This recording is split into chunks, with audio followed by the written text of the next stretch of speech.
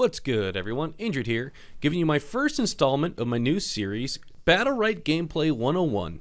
In this edition, we'll be covering the different phases of battle.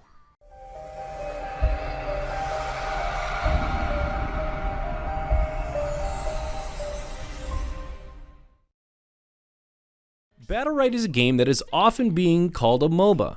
There are some assumed understandings of what a MOBA is and how it should be played. Battlerite is very different than most MOBAs being played today. In Battlerite, there are no creep, no mana, no jungle. Just one arena and two teams. Two teams enter, one team leaves. In this video, I'm hoping to help you figure out how to be the team that leaves on their feet. So phase number 1. I call this the mid-control / poke phase. In the beginning of every round, players meet in the middle. At this point, they start throwing out ranged abilities to do some poke damage and gain energy.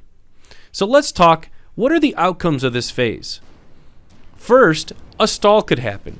This looks like both teams still being relatively the same HP, while no one getting pushed back. At this point, the orb has probably spawned in the middle, and we shift into the next phase, which we will touch on a little bit more later. Second, a team has to fall back from the pressure. This usually happens because Team A hit a lot more poke than Team B. This causes Team B to back up to have to heal. Team A at this point should then move in to keep up the pressure, but not, and I repeat, not chase Team B.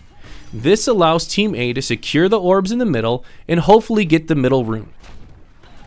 A third outcome would be that one of the teams has to use a defensive skill. This is what I would consider a huge win, especially if it's one of the hard escapes. If a team gets defensive skills to be used, it creates a huge vulnerability for their opponent. Since max HP will shrink over time, we'll cover this a little bit later in another guide, but if you want to know more, check out battlecrank.com or check out this guide here from Laubox. Since max HP is going to shrink over time, when someone doesn't have a defensive skill, it makes them very vulnerable to taking permanent damage. So in this circumstance, a team may lose a lot of health from the very beginning of the match, and that's what makes it a huge win. In short, phase 1 is about gaining an energy advantage and control of the orb. In a few circumstances, you can get a health advantage, which would be a huge bonus. Phase number 2, which is immediately after this phase, obviously, is getting defensive skills used. We touched on this briefly in phase 1, but it is even more important now. Now teams likely have enough energy to use their EX skills, if necessary, and to put heavy damage onto the enemy because they're not worried about the middle orb.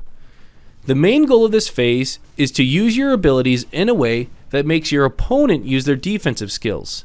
Depending upon how you're playing, depending upon who you are playing, this could be a shield, counter, or hard escape. Which leads us into phase 3. Do more damage than the damage you take. And you're kind of like, well, yeah, of course, that's how every game works. But I'm really serious about this. This is an arena brawler, not a MOBA. You don't get to respawn and come back and help your team. You don't go back to the base and buy items because you die. When you die, your team is at a huge disadvantage because 50% or 33% of their team is now out of the fight until the round is over. So do not take a lot of damage if you can avoid it. So here are a few rules to help you do more damage than the damage you take. Rule number 1, go after the players with no escapes or defensive skills. And that's why phase 2 is trying to bait out these skills, because now into phase 3, you're going to try to damage them as much as you can. When a player has no escapes or protection, you can start damaging their real HP, especially if you have good burst damage. Be careful though, because teammates will often use shields on the players or their teammates that don't have those escape skills. Which leads me to rule number 2. Do not DPS through shields. I'm going to say this one again because it's really important, and it's something that I often forget in the heat of battle. Do not DPS through shields. Let me give you an example. Lucy's shield barrier, which is on her space, does about 50 damage protection. Most M1s in the game do about 10 damage. This means on average, you're going to waste 5 auto attacks attacking somebody with Lucy's barrier. If you can, switch targets to a non-shielded opponent. If you can't, reposition towards the middle or towards your teammates. You always want to try to stick together. Which that leads me into rule number 3. Don't overextend. I say this because sometimes the opponent might not have an escape, they might not have their shield, etc., and you think, hey, this is a great time to capitalize. The problem is you going in too far can expose you to a possible 2v1 situation. Maybe your support is already healing you at max range, so when you jump in as Freya, you're in way too deep and your support can't catch up. Maybe you jumped over a wall and now you're forcing your teammate to use one of their escape skills to try and chase you to continue healing you. There's so many opportunities for you to overextend in this game, you have to really pay attention to it. In my opinion, do everything you can to stick together with your team. You will always do better when you work together. So always try to be mindful of where your teammate's at and what skills he has available to stay close to you. A motto that I try to play in is, I can't change my teammates' play, I can only change how I play. So if things aren't going right while you're playing, first look to change what you're doing, not just rage at your teammate. The last little part about this is that you need to keep in mind that all of this is pretty fluid.